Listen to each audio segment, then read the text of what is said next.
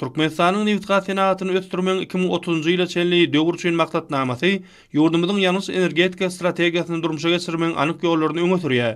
Täze geljegi uly bolan uglewadorodly meýdançalary özleşdirmek, neftdir gazy gözläp tapmagy önükdirilen gözlek we buraglaýyş işlerini işeňleşdirmek, büýük topluma döwrap tehnologiýalary ýygyderli ornaşdyrmak şol belent wezipeleriň hataryna girýär.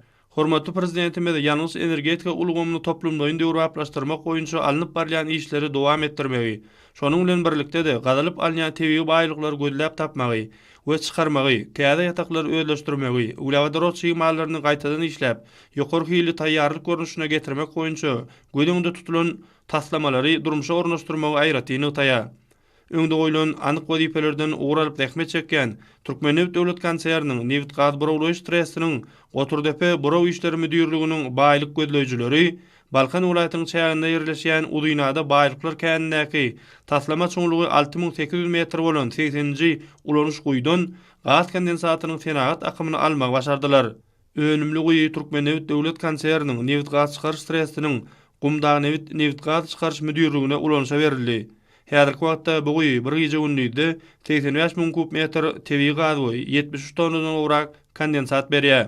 Kämil buraglaýyş enjamlarydyr deshalar bilen üpsün edilen Goturdepe Buraw işleri müdürliginiň buraglaýjylary ýakynda Demirgazyk Goturdepe känindäki 415-nji ulanyş guýunyň gazy işlerini hem üstünlikli tamamladylar. Taslama çoňlugy 4870 metr bolan bu guýdan Garaltynyň senagat akymy alyndy. Garaltyny guýy tehnika sağlaýyş işlerinden soň Goturdepe neft gaz çykarış müdürliginiň neftçilerine ulanşa berildi. Ol guýy häzirki wagtda bir gije gündizde 35 tonna garaltyn berýär. Pähim paýgaz ummany magtumuly praýylynda Udynada we Demirgazyk Goturdepe känlerinde bir günde 2 sany täze guýunyň ulanşa girdilmegi aýratyn bellenmäge münasipdir. Şonuň ýaly Goturdepe Buraw işleri müdürliginiň ezber buraglaýjylary müdürligiň çoňluk buraglamak boýunça bellenen ýyllyk meýilnamasyny 9 aýda dol ýerine ýetirdiler.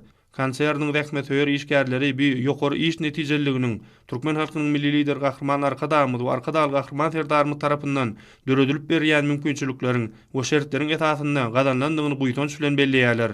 Türkmenneft döwlet kanseýeriniň ähli işgärleri netijeli rehmet çekmäge döredilýän mümkinçilikler üçin Gahrman Arkadamyza hem de Arkadaly Gahrman Serdarmyza alkyş aýdýarlar.